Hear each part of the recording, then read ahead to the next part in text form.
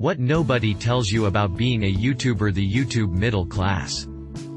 There is quite a bit of misinformation surrounding YouTube, the culture of YouTube, the stuff under the hood, the business side, and relationships between YouTubers. But there is plenty people don't talk about for one reason or another. I don't know if it is because it could sound like whining, I don't know if it is because people feel ashamed or embarrassed by some of it, but with all the attention and focus YouTube and its creators are getting, I felt someone should have a conversation about some of these topics.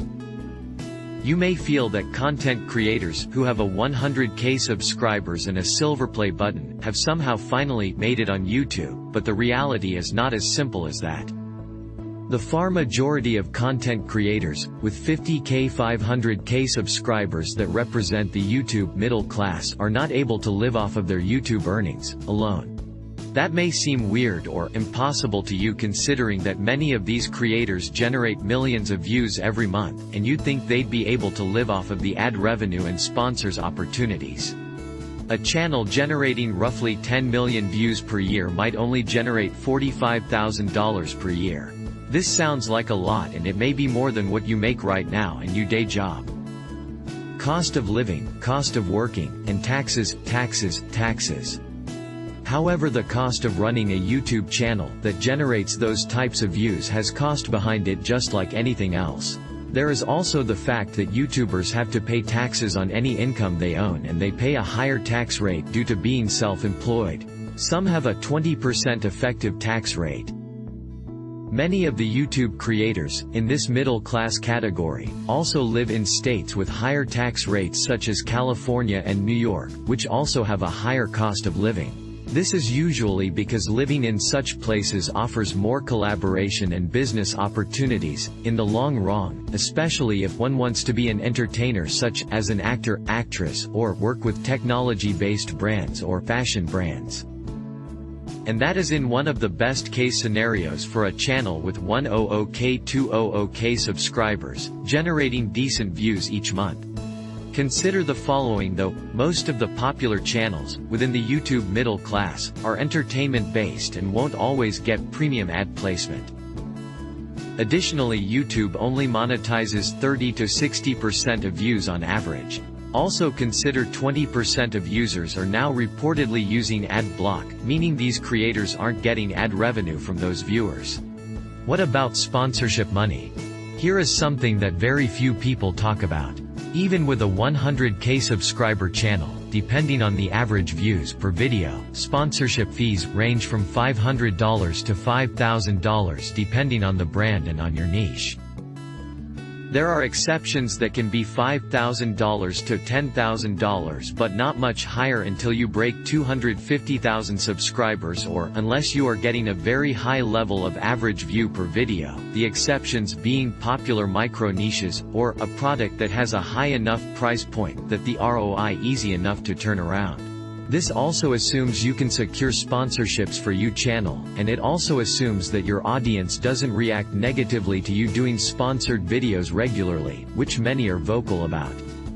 Are all YouTubers with less than 1 million subscribers struggling?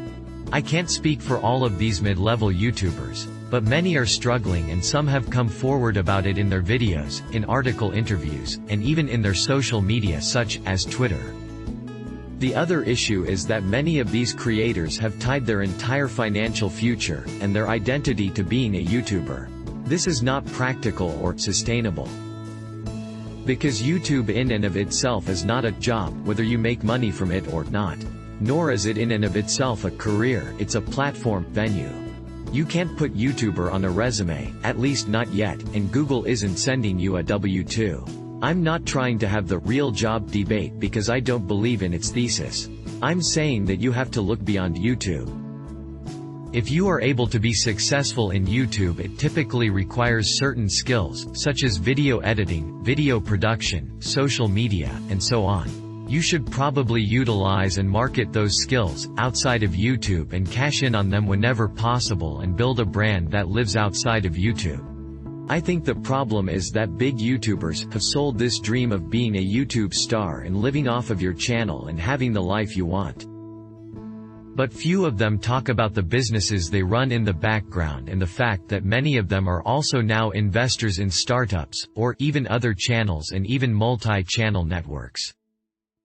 But I think that it is creating a bubble and a false narrative for upcoming creators, who face more competition for views, attention and ad revenue than many of their idols did in the early days of YouTube. Advice and encouragement for middle-class creators. When not working on producing and editing content for your YouTube channel, try to find work doing video editing or work behind a camera in your local area or doing work for other YouTube creators. In most cases it will pay more than a part-time job, and in some cases more than a full-time job. You can use your channel as a body of work. Save as much of your earnings as possible, particularly the larger payouts you get from sponsors. Saving and accumulating your money or even putting it in a retirement account is one of the most practical things you can do when you're doing something that lacks stability month to month. Maintain professionalism outside of your channel. Regardless of your on-camera persona, be professional in all of your communication privately and in social media. People have a bad habit of making screenshots of every DM and every email in this day and age, so assume no communication is private. Finally, have a plan for beyond YouTube. Understand there is a real possibility that somehow you may not be able to operate on the platform. Think about your brand, your identity, your life and your career with that very real possibility in mind and who you are after YouTube. Because at some point that reality will arrive in one form or another. This isn't a scare tactic or meant to be discouraging. Look at what happened to Vine. Thanks for watching. Please do like, share, and subscribe.